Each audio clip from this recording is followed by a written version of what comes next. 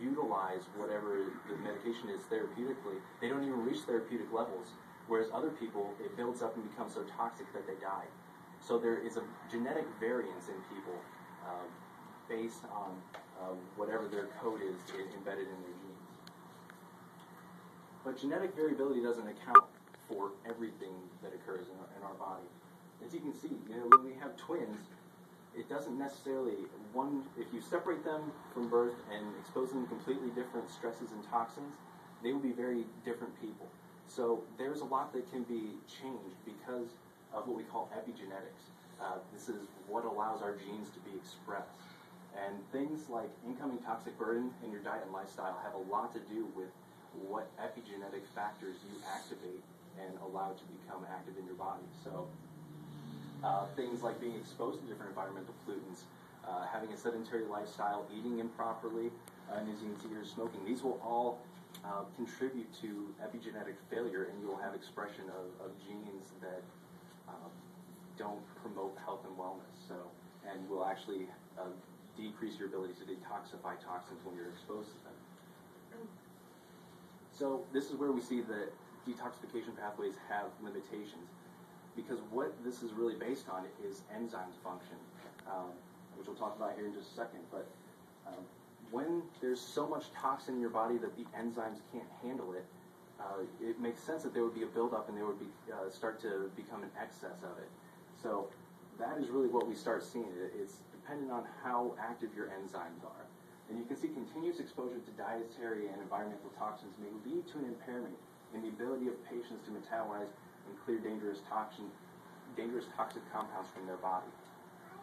Again, that's from the Merck manual.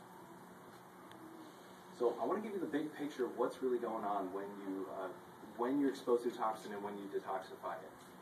So what starts out as happening is usually you're exposed to something, you intake it, and it goes in through your gastrointestinal tract. It goes through your stomach. It goes into your intestines. The intestines provide a nice big barrier to large molecules getting through, but definitely there are still some toxins that get through. But those large molecules can just be passed out and taken care of. But there is also a minimal amount of detoxification that occurs at the intestinal level. Only about 20 to 25% though, as compared to when we get to the liver here, we'll take care of the rest of it. So from the gastrointestinal tract, it goes in through the portal system of circulation into the liver.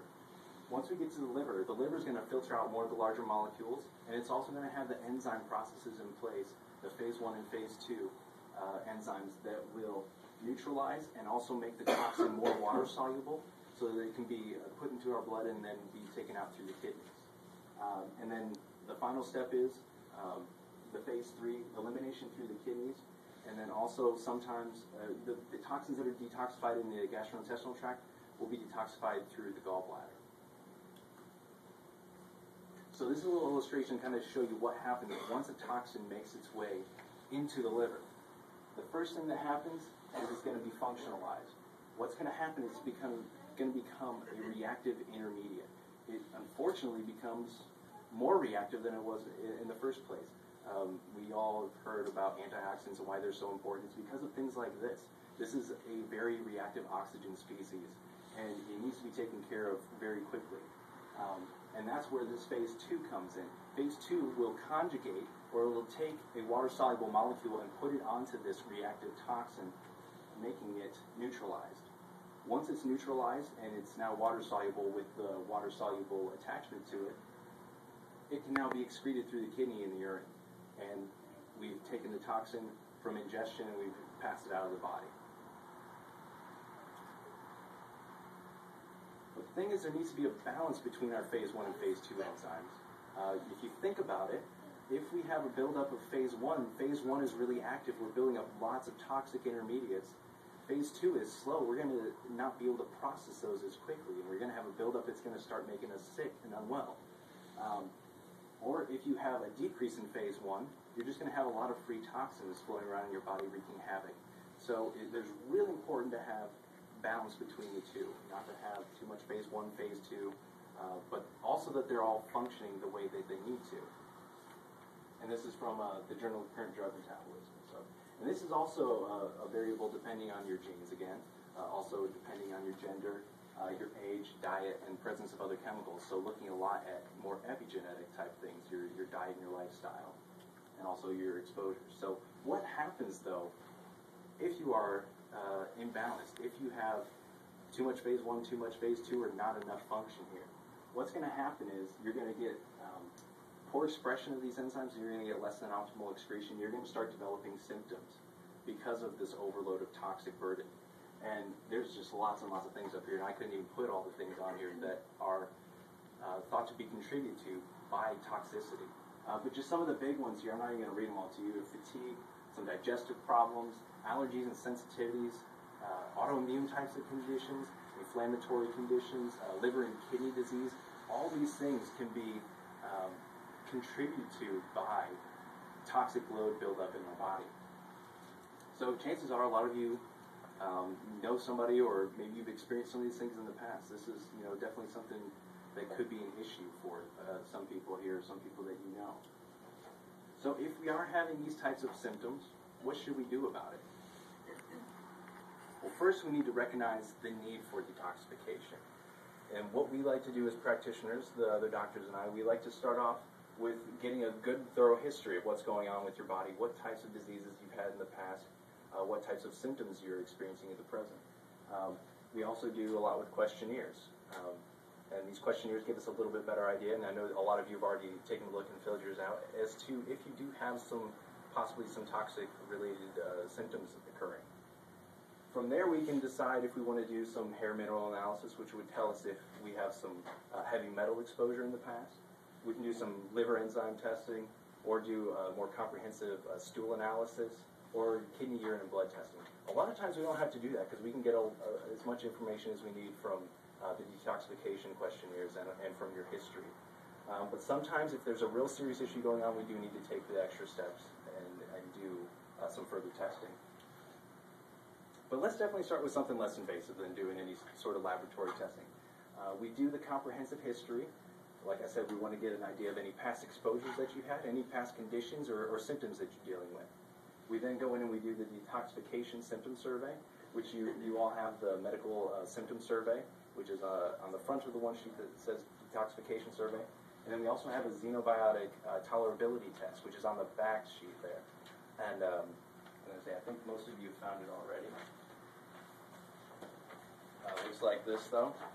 And the thing is, you look at the scoring on the back here, and it'll tell you whether something, if you're in the high range, if you're over 50 on the medical symptoms questionnaire, if you're in a moderate from a 15 to a 49, or if you're just in a low if you're below a 14. And then a xenobiotic score also has a similar scoring test. So there's also another questionnaire that I included with all your information called the Health History Questionnaire. And you'll find that there are some duplicates from one to the other, but this one does ask a few more questions about maybe familial tendencies that you would have towards detoxification problems, and also gets a little bit more into whether or not you've had some more environmental exposures. So definitely both good questionnaires to fill out, and bring it back, talk with us about it. We'd love to take a look and see if it's something we can help you out with to definitely get you back on the path towards better health. So those are the types of questionnaires we like to ask to get some good information from people. So now that we know a little bit more about how the process works, we're going to talk about how we can normalize it and help people have the best detoxification systems possible. So metabolic detoxification, the process that we're going to talk about here, is just normalizing the body's ability to encounter these toxins and neutralize them. And what we like to do during this process is, of course, reduce the incoming burden of the toxin. So what do we recommend as doctors here?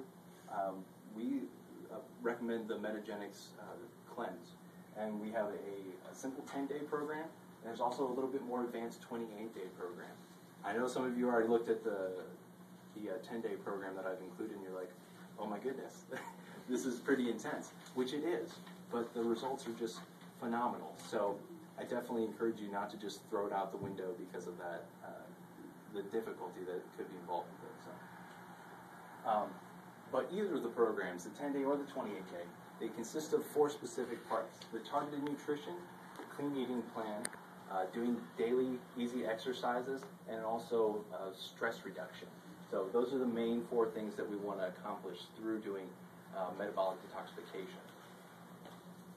So specifically, with the targeted nutrition, we look at the Metagenix products, which Nahala has here. Nahala is our Metagenix rep. She's going to be here a little bit later to answer any questions we might have.